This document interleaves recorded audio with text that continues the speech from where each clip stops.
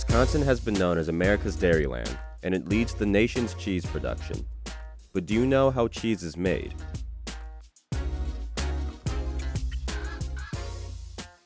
Today, we will be visiting 2 dairy farms that make artisan farmstead cheese in southern Wisconsin.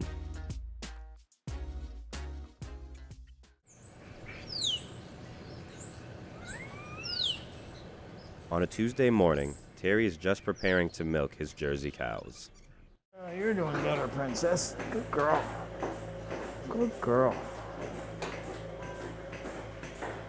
So we're milking 10 cows right now. We have the smallest milking parlor in the state of Wisconsin.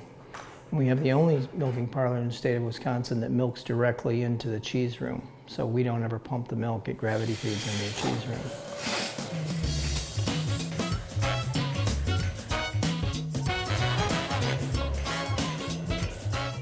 Fridays is always cheese curds, so today we're making cheese curds. The cheese curds that we don't package as curds to sell as cheese curds, which are very popular in Wisconsin for some unknown reason.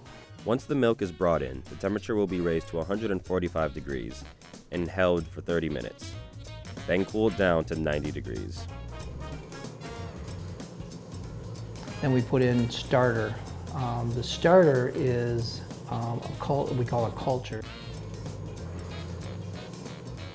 30 minutes after putting the cultures in, rennet is then added into the milk and stirred for 45 minutes.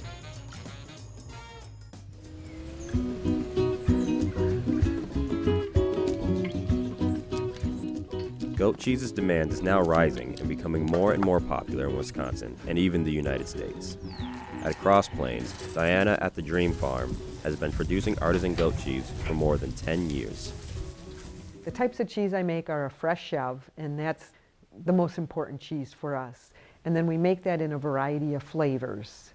Goat's milk has smaller fat globules in it, so that fat stays suspended throughout the milk.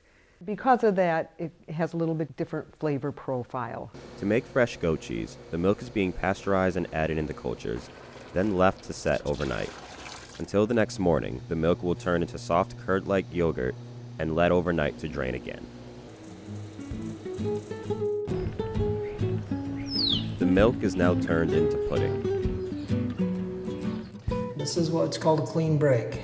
Put your finger in here, and we want it to break clean, just like that.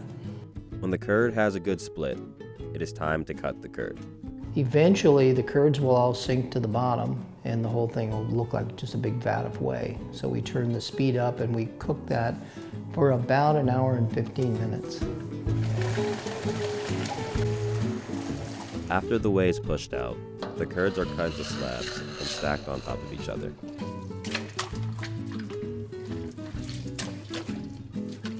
All the cheese curds will be hand cut into small pieces. On this day, about 100 cheese curds will be made, and that comes out to 50 packages and 5 to 6 wheels of cheese.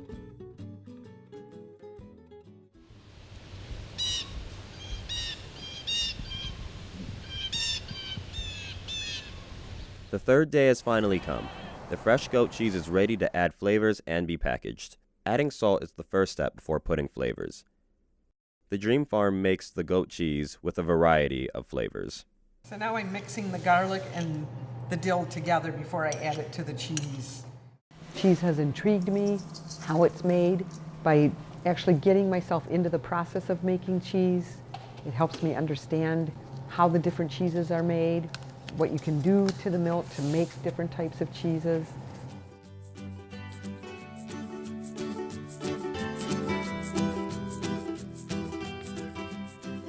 Once the cheese is being processed and packed, every Thursday, Diana's daughter Alicia will pack the cheese and deliver to restaurants and markets. Right now, the Highfield Farm is having cheese tasting as well as selling the cheese at the store.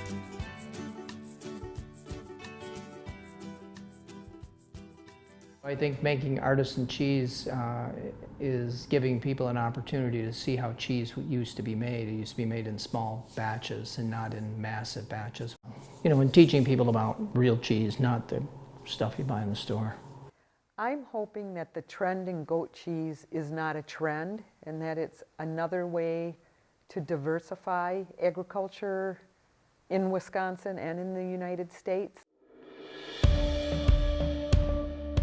All these cheese production techniques have been handmade in a traditional way by the great artisans. Their dedication has made us become addicted to specific meals, especially cheese, and is definitely something you should never miss.